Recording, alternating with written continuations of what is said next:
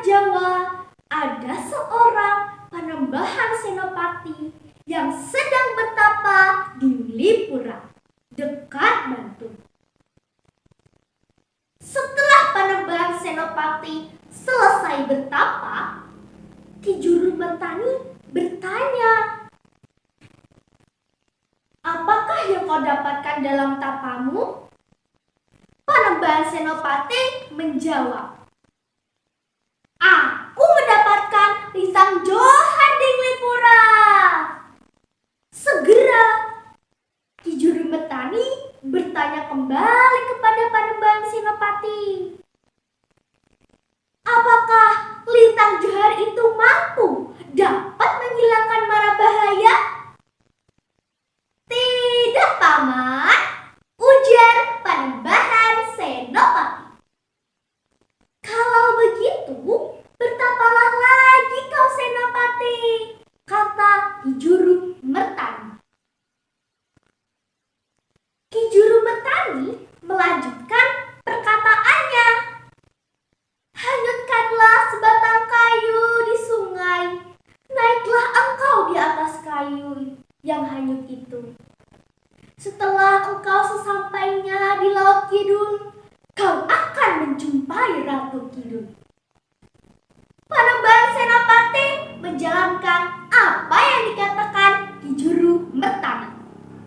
Di dalam babat Tanah Jawa disebutkan tentang pertemuan Panembahan Senopati dan Ratu Laut Kidul. Ratu Laut Kidul bersedia membantu Panembahan Senopati dengan bala tentara makhluk halus. Panembahan Senopati kemudian menemui Ki Juru Mertani. "Nah, sekarang apa yang kau dapatkan dalam tapamu?" "Benar kata Paman, saya dapat bertemu dengan Ratu Laut Kidul." "Lantas apa yang kau dapatkan?" tanya Ki Juru Mertani. "Aku diberi minyak jayang katong dan telur gegan," jawab Panembahan Senopati. "Telur yang kau dapatkan itu berikanlah pada Ki Juru Taman," kata Ki Juru Mertani. Singkat cerita, setelah Ki Juru Taman memakan telur yang diberikan oleh Panembahan Senopati, terjadi keanehan dalam tubuh Ki Juru Taman. Tubuhnya berubah wujud menjadi raksasa yang besar dan sangat mengerikan. Selanjutnya, raksasa itu ditugaskan menjaga Gunung Merapi. Adapun tempat penjaganya adalah Pelawangan.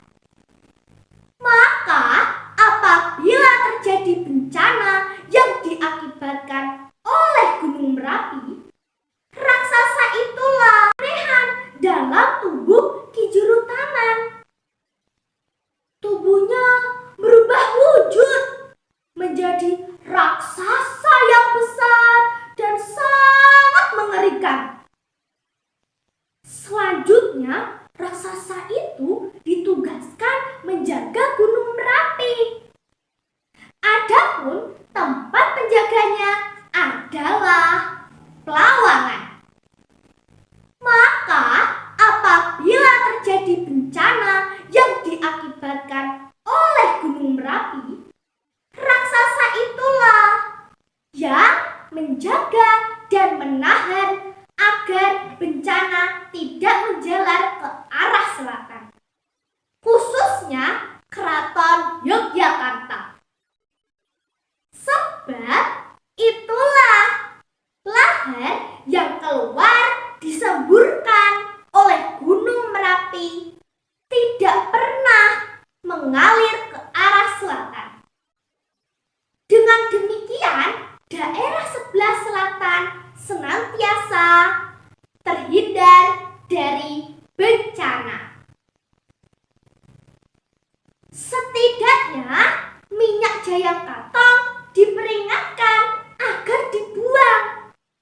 Namun sebelum dibuang, dibuka dahulu dan diusapkan pada dua anak laki-laki dan perempuan yang ada di sana. Setelah terkena jayang katong, kedua raganya tidak terlihat. Anak laki-laki itu tampak dijuluki Kiai Panggung. Sedangkan si anak perempuan menjadi Nyai Gosong. Sampai sekarang mereka dipercayai masih setia menjaga beringin putih di utara masjid yang ada di sebelah selatan jalan. Jangan takut, aku memang buaya, tapi asalku manusia sepertimu juga. Aku dikutuk karena perbuatanku yang tercela. Oleh orang-orang biasa aku dipanggil Somad.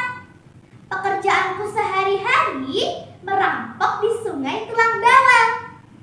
Semua harta dan benda yang telah kurampok, semua telah tersimpan di gua ini. Selain itu, gua ini terdapat terowongan rahasia yang menembus langsung ke desa. Tak ada yang mengetahui terowongan itu.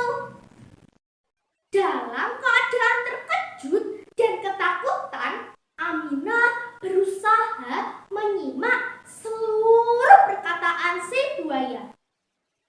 Dan tanpa disadarinya, Aminah telah mendengar sebuah rahasia yang dapat memberinya jalan keluar dari gua itu.